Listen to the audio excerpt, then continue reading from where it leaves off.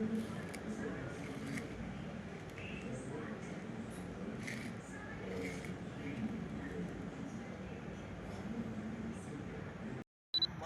News 44 देखने वाले दिनेश शर्मा की राम राम। आज हम पूछे मान फार्म हाउस चुलकाना रोड पर इन्होंने जीरी की फसल उगाकर एक नया ही मुकाम हासिल किया है।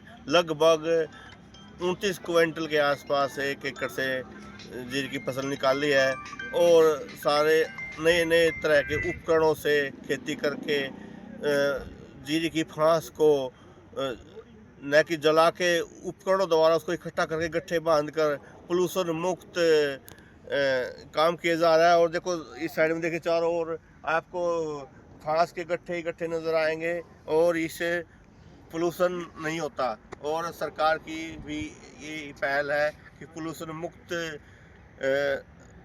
भारत हो। तो आगे दिखाते हैं आपको अगली अपडेट।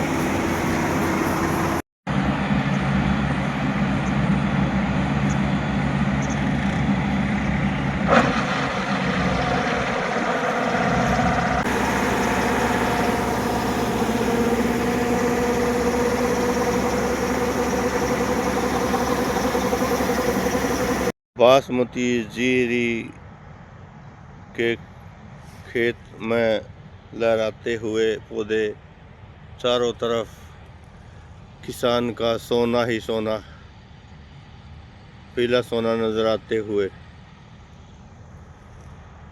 इनके द्वारा इनके बंडल बांधे जाएंगे।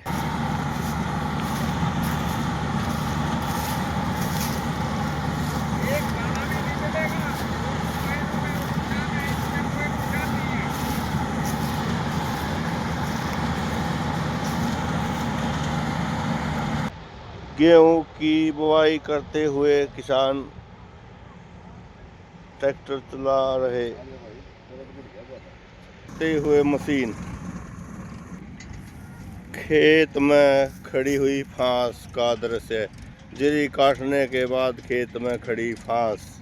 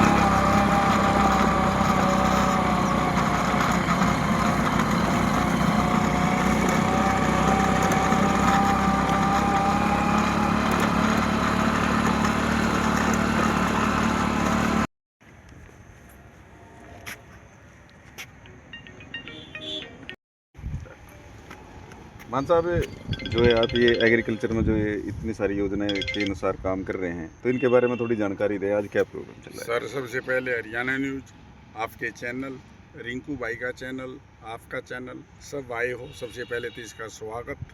आप अपना कीमती टाइम निकाल के हमारे यहाँ चुलकाना रोड मान फार्म पे पहुँचे हो, सबसे पहले सब भाइयों का स्वागत।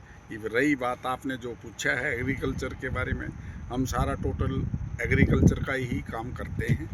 और अब की बार हमने काम तो पिछले साल भी किया था, लेकिन अब की बार उससे ज़्यादा, बहुत ज़्यादा लेवल में हमने काम किया है पुराली का।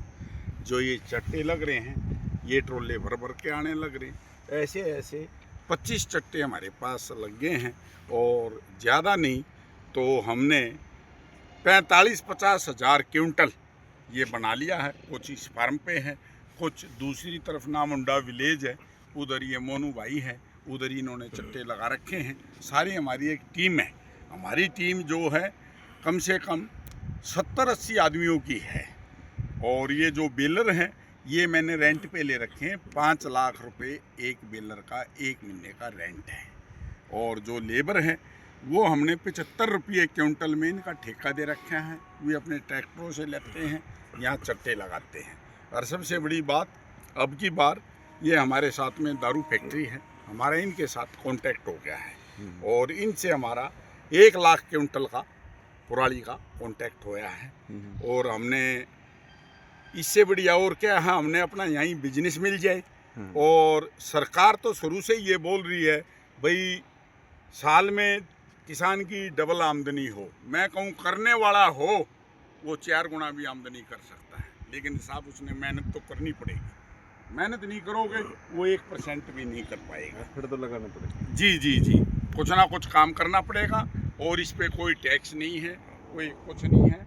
लोगों की हम फ्री सेवा कर रहे हैं। और जो आदमी बनाते हैं लोगों के बनाने के लिए, पराली उठाने के लिए, वे उनसे पैसे लेते हैं। हम किसी से कोई पैसा नहीं लेते। जमींदार का, किसान का कोई भी नुकसान नहीं, आग नहीं लगाते। आपने देखा है पोल्यूशन आज दिल्ली में, हरियाणा में, एनसीआर में पोल्यूशन 400-500 प्लस ये पोल्यूशन का रिकॉर्ड आता है। तो हम ये सारा पोल्यूशन सुप्रीम कोर्ट तक डंडा दे रखा है, भाई ये आग ना लगाए। टीवी पे ऐड भी आती है, रेडियो पे भी ऐड आती है, भाई किसानों तुम जागो, इसका आग लगाने से कोई समाधान नहीं है। इसका समाधान है तो जनाब ये पुराली है, इकट्ठा करो उसको, यूँ बीजने में आसानी, पैदावार में आसानी। तो हम तो जी ये सेवा भावना से ये काम कर रहे हैं। मान साहब, सरकार भी कुछ दे रही है नहीं किसानों को या आपको कुछ? नहीं सर, अपने को कुछ नहीं। वैसे हमने सुनने में आया है भाई सरकार जो भी हम पराली ये खुद ये मशीनरी से काटेंगे, चट्टे लगाएंगे, हमें शायद कुछ दे, जमींदार को दे। हाँ, जमींदार को या किसान को, जिसका भी हमने उठा लिया उसको 1000, 500, 1200 कुछ ना कुछ सुनने में आया प्रति एकड़? प्रति एकड़ वे देंगे। और जो लोग ये आग लगाते हैं उसका माल बेचने में प्रतिबंध है जी मंडी। किसानों को भी जागरूक किया इस बारे में कभी? सर ये जागरूकता ये तो सब आपके सामने ही है। लोग आते हैं, देखते हैं, लोगों का हम फ्री बना के लेते हैं, तो ये जागरूकता ही तो है।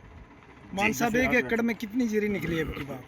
1 एकड़ में सर हमारे अपने चुलकाना रोड ये मान फार्म पे हमारे 29 से 31 क्विंटल तक हमारे जीरी निकली है। लोगों को 17 और 18 क्विंटल से ज़्यादा नहीं निकली है। इसका कारण क्या है? ये इसका कारण है जी, मैंने कुछ समय पहले जितनी गौशाला हैं सिमाड़के में, सब गौशाला का मैंने मोल खाद ले लिया था।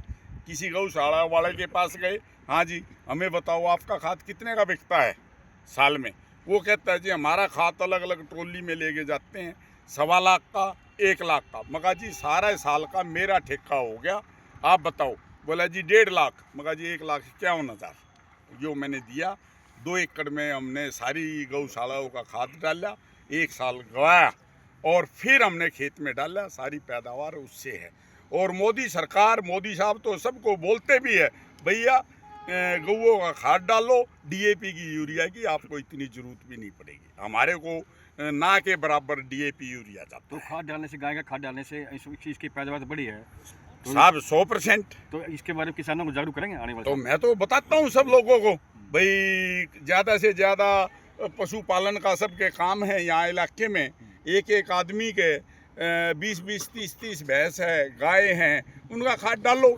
लेकिन क्या करें साहब, कुछ कोई करेगा तो जब ही उसको बेनिफिट मिलेगा, नहीं करेगा तो उसको कुछ नहीं मिलेगा। कितनी एकड़ जमीन है तो हमारे जाके 300 एकड़ के आसपास आपके अपनी? जी जो भी है, जी, पंजाब की। हाँ हाँ जो भी है। मैं ये मोनू भाई ये मेरे साथ काम करते हैं, ये हमारी टीम है। तो हमारे पास 60-70 आदमियों की टीम है और हम सारे वो काम कर रहे हैं।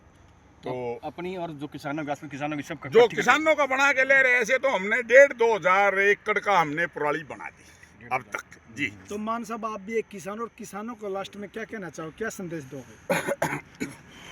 संदेश देंगे, भाइयों आँख खोलो, जागो, जागृति करो और अपना मन लगा के अपना काम करो।